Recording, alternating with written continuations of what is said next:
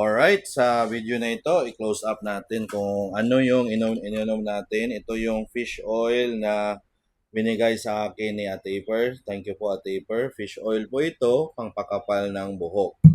Kasi lalo na sa mga mental stress at physical stress, ito ang magandang combination ng minoxidil. Minoxidil naman is promote blood circulation, more oxygenated blood sa hair follicle, more hair growth. So, pag meron ng good circulation sa buhok kasi meron ka nang ginagamit na ganito, kagaya nitong minoxidil, kailangan mo ng nutrients. Kailangan ko din nitong pumpkin seed oil para sa androgenic alopecia, which is no cure pero may fix siya na as long as umiinom ka nito, hindi magiging full stage 7 yung mangyayari sa'yo. Hanggang stage 3 or hanggang stage 2 ka lang. Pipigilan mo yan. Damage control yan. Pwede mong i-damage control na iinom ka ng DHT blocker na pigilan mo at patubuin mo ng minoxidil. Yan yung fix or treatment niya. So, palmetto, herbal din, pumpkin seed oil, yan, minoxidil, at collagen with biotin tayo na gamis. 2 beses sa isang araw. Yan. Ano bang alternative ng minoxidil kung masyado ng mahal? Masyado ng mahal yung regrow. So, dito kayo sa One Hand. Si Kirkland, walang QR code si Kirkland. Mahirap siya i-authenticate, i-verify. Si One Hand may QR code. So, kung sa Philippines kayo, One Hand. Kung sa US kayo, si Rogaine, yung gamitin ninyo, topical solution Rogaine with foam solution Rogaine, kung nandun kayo sa ibang bansa, at finasteride, dutasteride, magpa-prescribe kayo sa doktor. Kung androgenic, male pattern and female pattern. Nangyayari din ito sa female. Ganito, magkaroon ng gap dito sa female hanggang sa maganito yung female. Babae. Alright, sana nakita ninyo.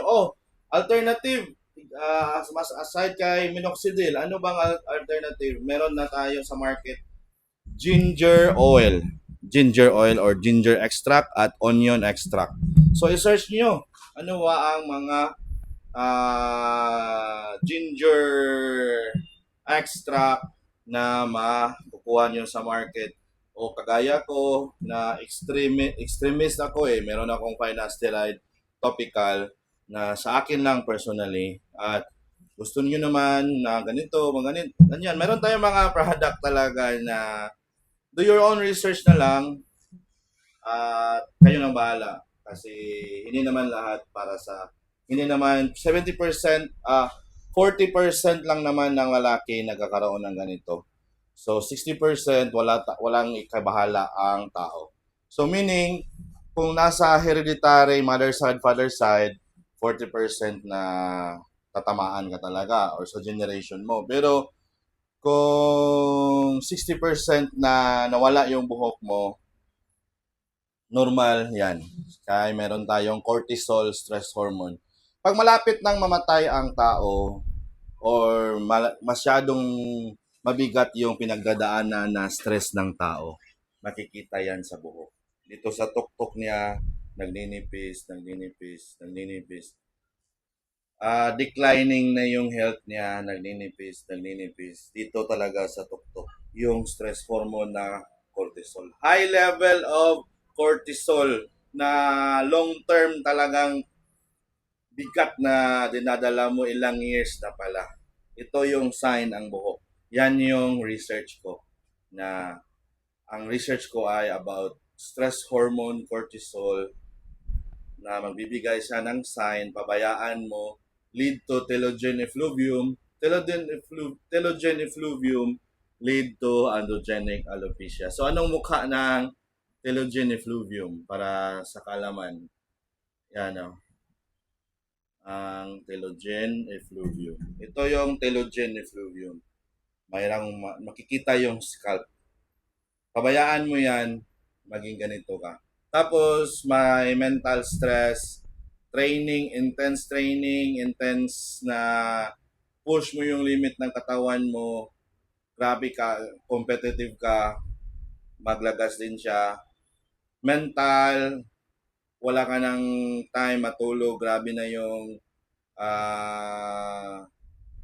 mental na stress na nangyayari sa'yo or mga pinagdadaanan mo, ano bang mga stress na yan mentally, yan din. Magiging telogen effluvium. Yan yung sign na ah, hindi na na hindi na nagpahinga yung katawan mo. Parang long term na talaga yung stress. Parang ilang years mo talaga yan dinadala. Mag-sign niya, magkaroon ng sign yan sa buhok.